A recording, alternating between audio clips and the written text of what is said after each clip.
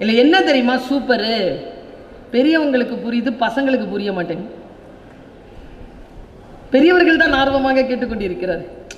சில பேர் கேளு, முதல்ல பேசுறது கேளு, எங்கேயோ நோண்டிட்டு இருக்காத கேளு. நமக்கு தெரியுதுங்க அந்த இம்பார்ட்டன்ஸ், அவங்களுக்கும் தெரிய வரும். வயது தானே. முதுமை என்பது எழுத தெரிந்த பேனா, மை இல்லை. இளமை என்பது மை நிரம்பிய பேனா, எழுத தெரியவில்லை.